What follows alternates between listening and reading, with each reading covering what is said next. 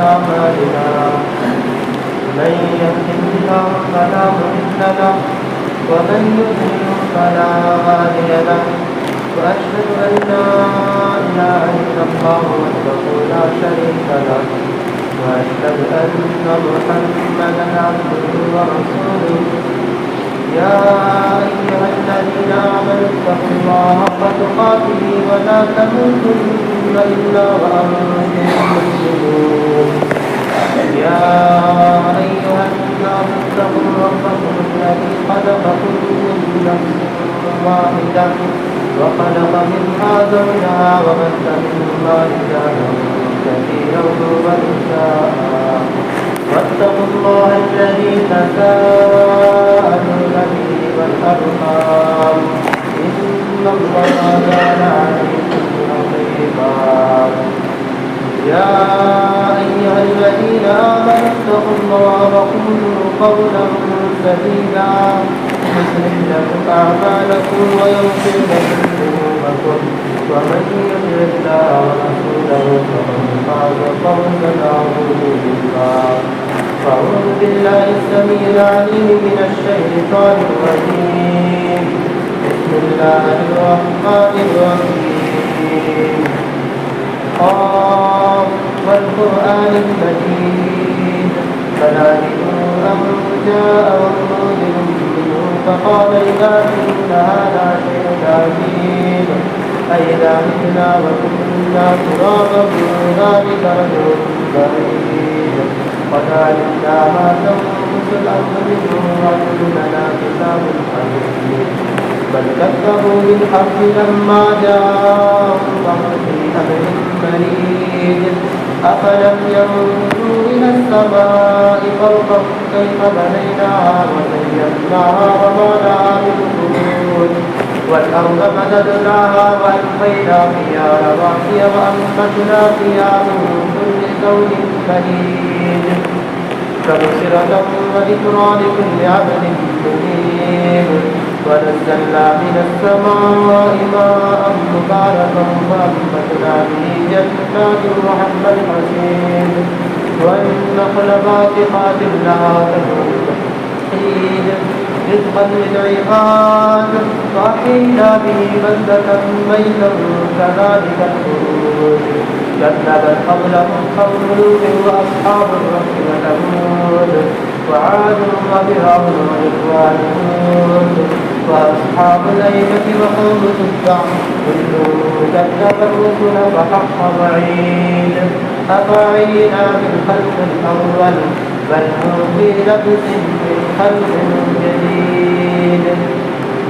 أما بعد فإن خير الحديث كتاب الله وخير الهدي هدي محمد صلى الله عليه وسلم وشر الأمور محدثاتها وكل محدثة بدعة وكل بدعة ضلالة وكل ضلالة في النار فقد قال الله تبارك وتعالى في القرآن المجيد والفرقان الحميد بسم الله الرحمن الرحيم يا أيها الذين آمنوا إن تنصروا الله ينصركم ويثبت أقدامكم فقد قال الله تبارك وتعالى وسارعوا إلى مغفرة من ربكم وجنة عرضها السماوات والأرض أعدت للمتقين وقال النبي صلى الله عليه وسلم يا عبادي لو أن أولكم وآخركم وإنسكم وجنكم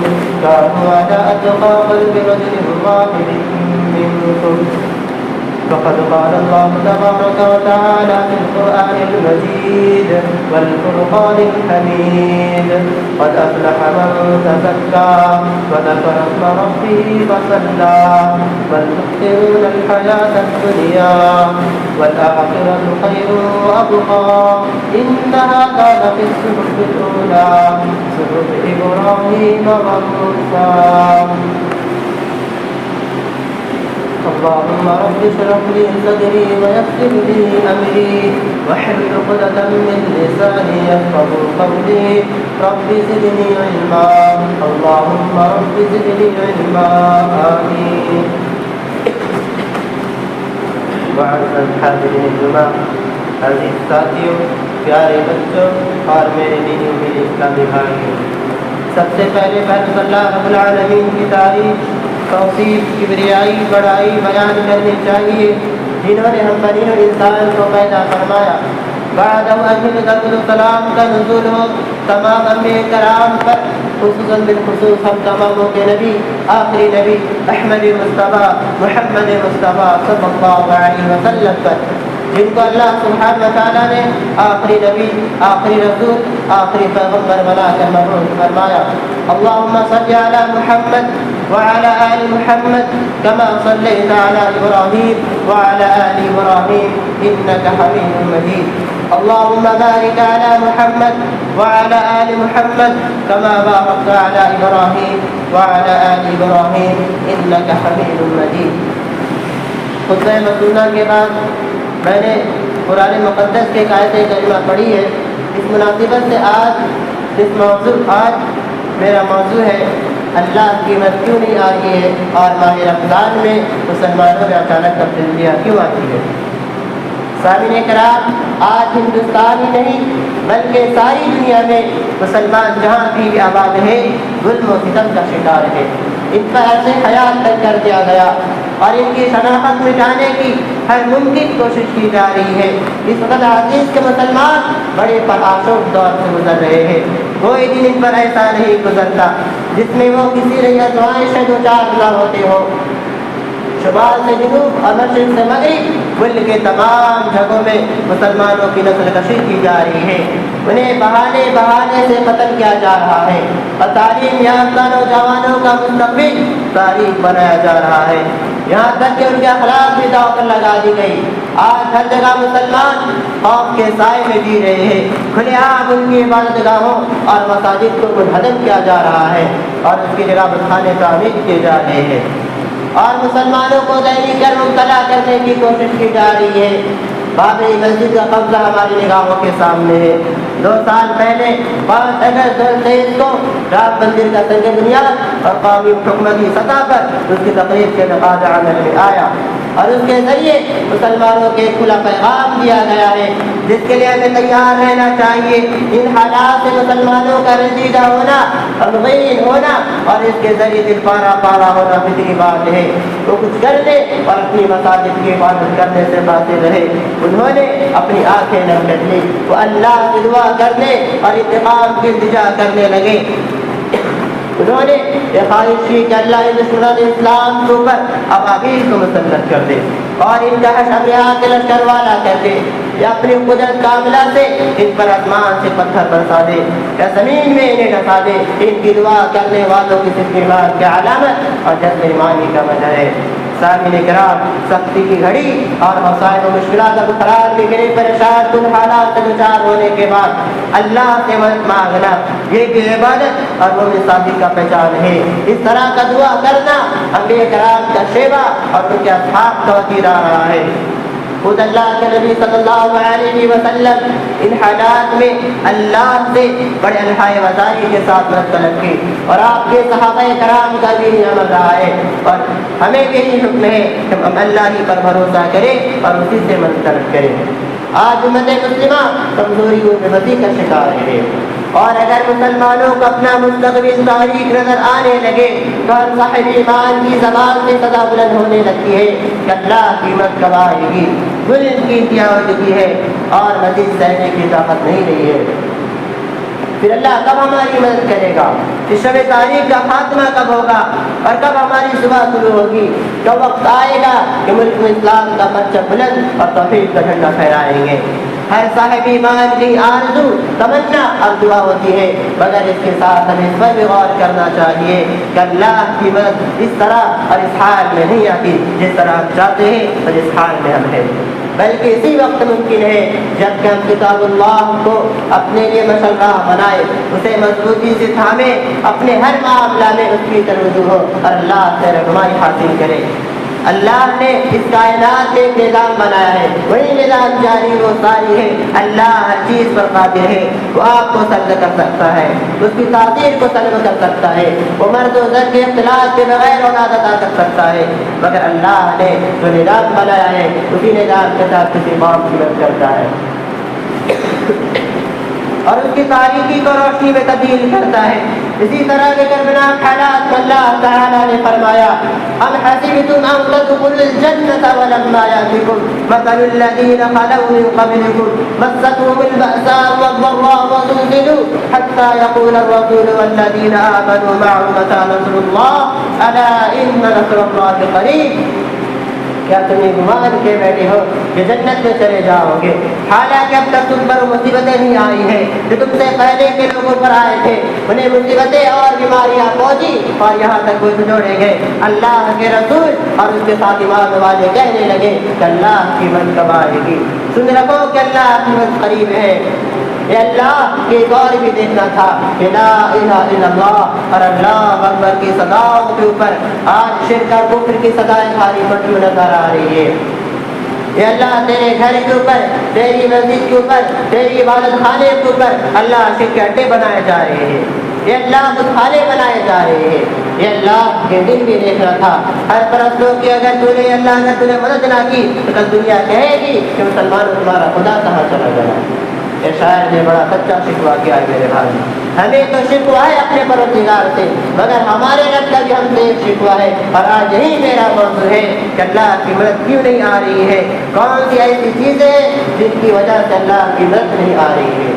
دعا میں تو کوئی کمی نہیں ہے، یہاں سے لے کر مکے تک دعا ہو رہے ہیں، امام الحرم دعا کر رہے ہیں، تہجد میں نہ جانے کتنے مسلمان دعائیں کر رہے ہیں، دعائیں تو بہت ہو رہی ہیں، دعا میں اثر کیوں نہیں ہے میرے بھائیوں؟ اللہ کی مدد کیوں نہیں آ رہی ہے؟ اس سوال کا جواب قرآن میں دیکھیے۔ جو آیت کریمہ میں نے آپ کے سامنے پڑھی ہے سورہ محمد کی آیت ہے، اور اس آیت میں اللہ اپنے نبی کے صحابہ سے کہہ رہا ہے یا ایھا الذین آمنوا ان تنصروا اللہ ینصرکم ویثبت اقدامکم، اے ایمان والو اگر تم اللہ کی مدد کرو گے تو اللہ تعالیٰ تمہاری مدد کرے گا۔ اب یہ چیز نوٹ کر لیجیے، ہماری اتنی اوقات نہیں کہ اللہ کی مدد کر سکے۔ اس آیت کا مطلب کیا ہے میرے بھائیو؟ اللہ کا ہماری مدد کا محتاج ہے؟ نہیں، مدد تو چھوڑ دو۔ اگر کوئی نمازی، کوئی زکوٰۃ دینے والا، کوئی روزہ رکھنے والا، کوئی حج کرنے والا، کوئی عمرہ کرنے والا اگر یہ سمجھتا ہے کہ اس کی عبادت سے اللہ کو کوئی فائدہ پہنچ رہا ہے، اللہ کو کوئی بھلا ہو رہا ہے، اللہ کو کوئی فائدہ پہنچا رہا ہے، اپنے دماغ سے کیڑا نکال دے۔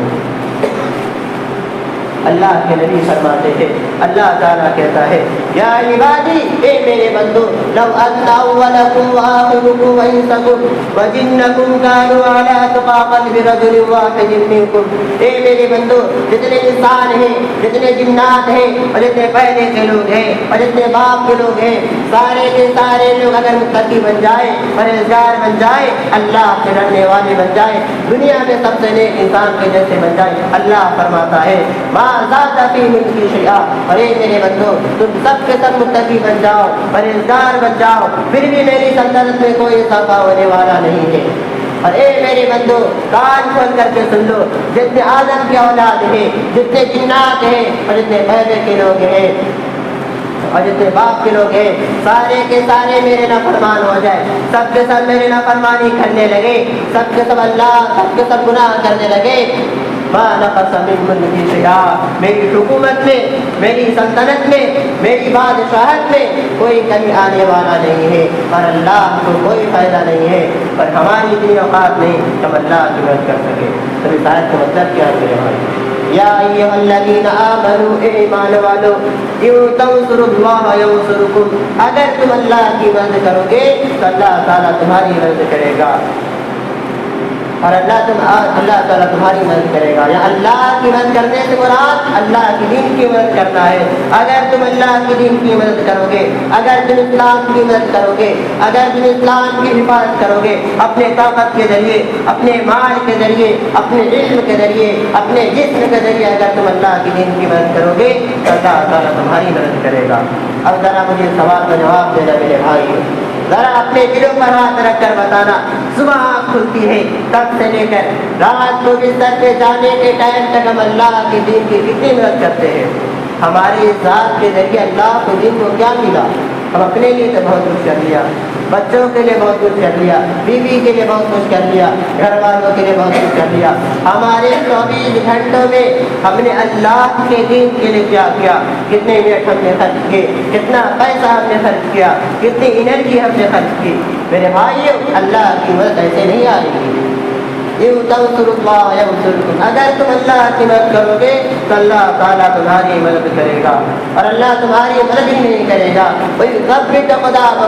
بڑے سے بڑے سپر پاور تمہارے سامنے آ جائے، بڑے سے بڑے ہتھیار تمہارے سامنے آ جائے، تمہارے پیر کے اندر کبھی لذت نہیں آئے گی میرے بھائی۔ اللہ تمہارے پیر کو جمع کر کے رکھ دے گا۔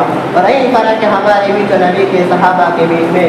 نبی کے صحابہ اللہ کے دین کے لیے ہر وقت تیار رہتے تھے، اور اسی لیے قرآن کہتا ہے یا ایھا الذین آمنوا ان تنصروا اللہ ینصرکم، اے ایمان والو اگر تم اللہ کی مدد کرو گے تو اللہ تعالیٰ تمہاری مدد کرے گا۔ خاص تو حالات یہ ہے کہ 100 روپیہ چندہ دینے کی حیثیت رکھنے والا 10 روپیہ بڑی مشکل سے دیتا ہے۔ کبھی غور کرنا میرے بھائیوں، ریسٹورینٹ میں 10 کی نوٹ آپ کو بہت کم ملے گی، شراب کے اڈوں پر 10 کی نوٹ بہت کم ملے گی، زنا کے اڈوں پر 10 کی نوٹ بہت کم ملے گی، مسجد کی پیٹی میں دیکھنا 10 کی نوٹ بہت زیادہ ملتی ہے۔ جو سب سے چھوٹا اماؤنٹ ہوتا ہے، جو سب سے چھوٹا رقم ہوتا ہے، ہم مسجدوں میں دیتے ہیں، مدرسوں میں دیتے ہیں۔ ہمارے یہاں فیض پڑھانے والا ٹیچر آئے ہم 1000 روپیہ مہینہ دیں گے، میں پڑھانے والا ٹیچر آئے ہم 3000 روپیہ مہینہ دیں گے، اور بیچارے مولوی صاحب اور حافظ صاحب قرآن پڑھانے کے لیے آئیں گے، ہم مول بھاؤ کریں گے کہ حافظ صاحب 500 روپیہ لے لیجیے۔ قرآن دین کے علم کی ویلیو ہم نے گھٹا کر رکھی ہے میرے بھائیوں۔ انگلش میڈیم کے نام پر ہماری جیبوں سے 2-2000 روپیہ فیس نکل جاتی ہے، اور مدرسہ میں کئی افراد کی فیس لگ جائے ہم تانا مارنے لگتے ہیں کہ مدرسہ والے افراد کی فیس مانگنے لگے ہیں۔ دین کی ویلیو کو ہم نے کم کر دیا ہے، دین کی اہمیت کو ہمارے نظروں میں ہم نے عقید کر دیا ہے۔ آج تو حالات یہ ہے کہ دین کو ساری دنیا میں تماشا بنا کر رکھ دیا گیا۔ میرے بھائی، صحابہ کے اندر وہ جذبہ تھا جو ہمارے اندر نہیں ہے۔ جب تک یہ جذبہ ہم اپنے اندر پیدا نہیں کریں گے، اللہ کی قسم ہمارا اللہ کی مدد کے حقدار نہیں ہو سکتے۔ آج تو حالات یہ ہے کہ نوجوان ہے، پیسہ کما رہا ہے، اچھا پیسہ کما رہا ہے، بلڈر ہے، محنت کر لے اور قربانی دے دے کہ اپنے جذبہ اپنے اندر پیدا کرو۔ اللہ کا وعدہ ہے جب تک تم اللہ کی مدد کرتے رہو گے تو اللہ تعالیٰ تمہاری مدد کرتا رہے گا، اور اللہ تمہارے قدم کو مضبوط کر دے گا۔ اور میں اپنے تقریر کا، اپنے خطبے کا دوسری بات ماہ رمضان کے سلسلے میں واضح کرتا ہوں۔ پہلا پہلو، ماہ رمضان میں مسلمانوں میں اچانک تبدیلیاں کیوں آتی ہے؟ ماہ رمضان یہ گناہوں کی بخشش کا بہترین ذریعہ ہے۔ ماہ رمضان نیکیوں کا فصل بہار ہے، ماہ رمضان دعاؤں کا مہینہ ہے، ماہ رمضان اللہ رب العالمین سے قریب ہونے کا مہینہ ہے۔ ماہ رمضان اللہ رب العالمین سے قریب ہونے کا مہینہ ہے۔ ماہ رمضان میں جنت کے دروازے کھول دیے جاتے ہیں، جہنم کے دروازے بند کر دیے جاتے ہیں، شیاطین کو قید کیا جاتا ہے۔ یہ مہینہ کثرت سے اللہ رب العالمین کو یاد کرنے کا مہینہ ہے۔ یہ مہینہ گناہوں سے دور رہنے اور کثرت سے توبہ و استغفار کرنے کا مہینہ ہے۔ یہ مہینہ اپنے رب کو راضی کرنے کا مہینہ ہے۔ معزز سامعین کرام، بڑے خوش نصیب ہے وہ مسلمان جس مہینے کی عظمت کا خوف و لحاظ رکھتے ہیں اور اس مہینے کی قدر کرتے ہوئے اس کا حق ادا کرتے ہیں۔ یقیناً بڑے خوش نصیب ہے وہ مسلمان، اور اگر کوئی اس کا اہتمام کر رہا ہے یقیناً اس کے لیے ماہ رمضان یقیناً باعث مبارک ہے۔ ماہ رمضان جو ہی آتا ہے زندگی میں ایمانی انقلاب آ جاتا ہے۔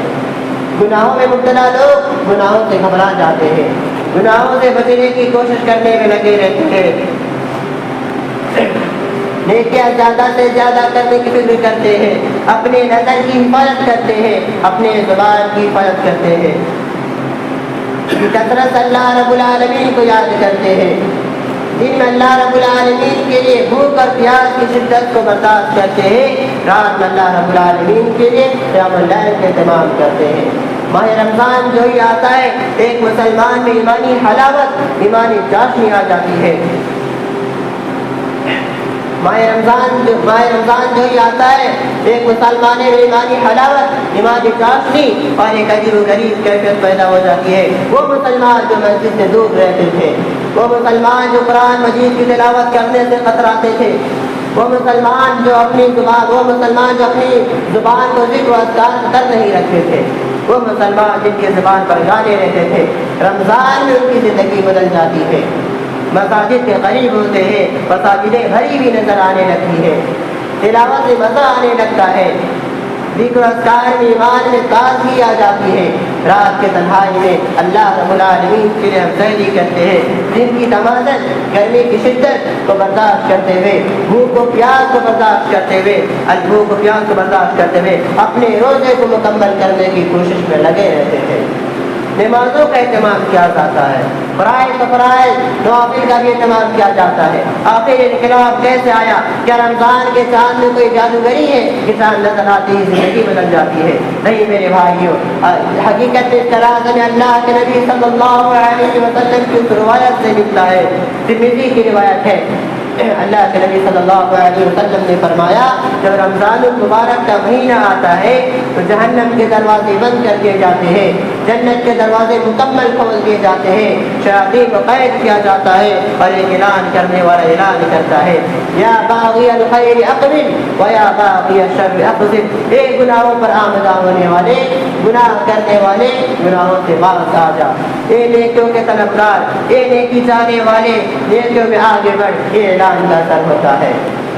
اگرچہ ہم نے اس اعلان کو ہوش آواز میں نہیں سنا، لیکن جو صالح انقلاب نظر آتا ہے وہ ہمیں رمضان میں اسی اعلان کا اثر ہوتا ہے۔ دوسرا پہلو، روزے داروں کی قیامت میں عزت و تقریم، یہ جو مہینہ عطا کیا جاتا ہے یقیناً جنت سے قریب کرنے کے لیے عطا کیا جاتا ہے۔ ایک ایک نیکی کا اجر 10 سے 700 گنا بڑھا دیا جاتا ہے۔ کوئی نیکی کو معمولی نہیں سمجھنا چاہیے میرے بھائیوں۔ ماہ رمضان کی فضیلتیں تو ہم بار بار سنتے رہتے ہیں، لیکن ذرا کبھی ہم نے غور کیا کہ ماہ رمضان کتنی ساری فضیلتیں ہیں، اتنے سارے اعزازات ہیں، اتنا ہم سب اہتمام کرتے ہیں، لیکن احتساب کی کیفیت ہمیں نظر نہیں آتی۔ یقیناً ماہ رمضان کا جو اعزاز ہے، روزوں کا جو اعزاز ہے، اس سلسلے میں اللہ کے نبی صلی اللہ علیہ وسلم فرماتے ہیں کہ قیامت کے دن روزے داروں کے لیے جنت میں داخل ہونے کے لیے خاص دروازہ لگایا جائے گا اور اعلان کیا جائے گا کہ کہاں ہے روزے دار، کہاں ہے روزے دار؟ روزے دار اٹھ کھڑے ہوں گے۔ اب بطور اعزاز تمام روزے داروں کو اس باب الریان سے جنت میں داخل کروایا جائے گا، اور اس کے بعد یہ دروازہ کسی اور کے لیے نہیں کھولا جائے گا، بند کر دیا جائے گا۔ اس کے بعد یہ دروازہ کسی اور کے لیے نہیں کھولا جائے گا، بند کر دیا جائے گا۔ ہر نیکی کا یہ خاص دروازہ ہے۔ اللہ کے نبی صلی اللہ علیہ وسلم فرماتے ہیں اگر کوئی صدقہ و خیرات کرتا ہے اسے باب الصدقہ سے پکارا جائے گا۔ اگر کوئی جوڑے میں 2 چیزیں اللہ کی راہ میں خرچ کرے گا اسے جنت کے دروازوں سے پکارا جائے گا۔ اگر کوئی مجاہد نے جہاد کیا اسے باب الجہاد سے پکارا جائے گا۔ ہر ایک کی نوعیت الگ ہوگی۔ ابو بکر صدیق رضی اللہ تعالیٰ عنہ فرماتے ہیں کہ اللہ کے نبی کیا کوئی ایسا خوش نصیب بھی ہوگا جس جنت کے سارے دروازوں سے پکارا جائے گا؟ اللہ کے نبی صلی اللہ علیہ وسلم فرماتے ہیں کہ ابو بکر مجھے امید ہے کہ تم انہی لوگوں میں جو ہیں۔ کیا خوشی کا عالم ہوگا، کتنی خوش نصیبی کی بات ہوگی جنہیں جنت کے سارے دروازوں سے بلایا جائے گا۔ تیسرا پہلو، بخشش کا ذریعہ۔ ماہ رمضان توبہ استغفار کا مہینہ ہے، گناہوں سے بچنے کا مہینہ ہے، اپنے رب کے سامنے اپنے گناہوں کی بخشش کروانے کا مہینہ ہے، اپنے آپ کو جہنم سے بچانے کا مہینہ ہے، جہنم سے آزاد کرانے کا مہینہ ہے، جہنم آزاد کرانے کا مہینہ ہے۔ مسائل اپنی جگہ ہے، معلوم نہیں تو مستند علماء سے پوچھیے، جو بات سمجھ میں آ رہی ہے عمل کیجیے، جو بات سمجھ میں آ رہی ہے عمل کیجیے۔ تھوڑے عزم کی ضرورت ہے، تھوڑے ارادے کی ضرورت ہے۔ اگر کوئی یہ عزم کر لے کہ میں رمضان المبارک میں مکمل روزے کے مہینہ مکمل مہینے کے روزہ رکھوں گا، اگر کوئی عزم کر لے کہ میں قیام اللیل کا رات تمام کروں گا، اگر کوئی عزم کر لے کہ میں فرائض کی پابندی کے ساتھ سنن و نوافل کا اہتمام کروں گا۔ اگر کوئی عزم کر لے کہ میں اپنے زبان کو نیکی کے کاموں اور اچھی باتوں میں استعمال کروں گا، گناہ کے لیے استعمال نہیں کروں گا۔ اگر کوئی عزم کر لے کہ میں پورے قرآن مجید کا تلاوت کروں گا ماہ رمضان میں، اگر کوئی عزم کر لے میں اپنے زبان کو ذکر و اذکار سے در رکھوں گا، عزم کی ضرورت ہے، عزم کیجیے، یقین رب العالمین مدد فرمائے گا، رب العالمین کی مدد شامل حال ہوگی۔ اور اسی لیے کہا گیا ہے کہ ماہ رمضان میں جہنم کے دروازے بند کر دیے جاتے ہیں۔ چوتھا پہلو، ماہ رمضان کو بیکار باتوں میں ضائع نہ کرو۔ ماہ رمضان کو بیکار گپ شپ، یوٹیوب، انٹرنیٹ، فیس بک اور واٹس ایپ کی چیٹنگ میں مت گزاریے۔ ادھر ادھر کے بیکار بحثوں میں بڑھ کر ماہ رمضان کے تقدس کو ختم نہ کیجیے۔ میرے بھائیوں، ماہ رمضان نیکیوں کا مہینہ ہے۔ بہت سارے ہمارے بھائی ماہ رمضان کو کھانے اور پینے کا مہینہ سمجھتے ہیں، کیونکہ ماہ رمضان کھانے کا مہینہ نہیں ہے بلکہ اپنے نفس کو مارنے کا مہینہ ہے، بھوک کی شدت کو محسوس کرنے کا مہینہ ہے۔ افطار میں اتنا کھا لیے کہ اب مغرب کی نماز کو گزر ہو گئی، تراویح کی نماز پڑھنے کے لیے دل آمدن نہیں ہو رہا، تو کیا فائدہ دن بھر ہو کے رہنے کا؟ تو کیا فائدہ دن بھر ہو کے رہنے کا؟ ماہ رمضان کو اللہ رب العالمین سے قریب کرنے کا مہینہ ہے۔ ماہ رمضان گناہوں سے بچنے کا مہینہ ہے۔ میرے بھائیو، ماہ رمضان کی عظمت کو سمجھیے اور اپنی گناہوں کی کوشش کروا لیجیے۔ پتہ نہیں کل کون زندہ رہے گا، پتہ نہیں کل کسے یہ روزہ نصیب ہوگا۔ ماہ رمضان کو بالکل پابندی کے ساتھ اگر ہم گزاریں گے تو ایسے روزے داروں کے لیے کو فضیلتیں ملے گی جو اللہ کے نبی صلی اللہ علیہ وسلم نے فرمایا کہ ان کے گناہ بخش دیے جاتے ہیں۔ ماہ رمضان مبارک کا مہینہ ایک دن بعد شروع ہونے والا ہے۔ ہم سب روزہ رکھیں گے، انشاءاللہ تراویح بھی پڑھیں گے۔ نیت کیا ہے؟ آپ کی نیت کیا ہے؟ اسلام کی بنیاد تو، ایمان کی بنیاد تو نیت پر ہے۔ اگر نیت یہ ہے کہ بھائی سب لوگ روزہ رکھیں گے، ہم بھی روزہ رکھ لیں گے، ہم بھی مسجد میں آ کر 2-4 رکعت تراویح پڑھ لیں گے، نیت آپ کی غلط ہے۔ نیت یہ ہونی چاہیے کہ روزے فرض ہیں، اللہ نے ہم پر فرض کیے اور یہ روزے ہم کو رکھنے ہیں، اور یہ رکھ کر کے انشاءاللہ اپنے آپ کو اللہ کی مغفرت جان بنا لیں گے۔ تراویح کی نماز اس لیے پڑھیں تاکہ تراویح کی نماز نبی نے سکھایا ہے، تراویح کی نماز نبی نے پڑھائی ہے اور نبی نے پڑھنے کا حکم دیا ہے۔ تراویح کی نماز ہم اس لیے پڑھ رہے ہیں تاکہ اس تراویح کی نماز کے ذریعے اللہ ہمارے سارے گناہوں کو معاف کر دے۔ آخر میں اللہ رب العالمین سے دعا ہے کہ اللہ ہم تماموں کو ان کئی بھی باتوں پر سننے سے زیادہ عمل کرنے کی توفیق عطا فرما، آمین۔ اے اللہ ہم تماموں کو ماہ رمضان مبارک میں نیکیاں زیادہ سے زیادہ کرنے کی توفیق عطا فرما۔ اے اللہ ہم تماموں کو ماہ رمضان مبارک سے فائدہ اٹھانے کی توفیق عطا فرما۔ اے اللہ ہم تماموں کو ماہ رمضان مبارک کے عبادت بڑھ چڑھ کر حصہ لینے کی توفیق عطا فرما۔ اے اللہ ہم تماموں کے گناہوں کو معاف عطا فرما۔ اے اللہ ہم تماموں کے ماہ رمضان مبارک نصیب عطا فرما۔ اے اللہ ہم تماموں کو، اے اللہ ہم میں سے جو بیماری ہمیں شفا کاملہ عاجلہ عطا فرما، آمین۔ اقول قولی هذا استغفر الله لي ولكم ولسائر المسلمين فاستغفروه انه هو الغفور الرحيم۔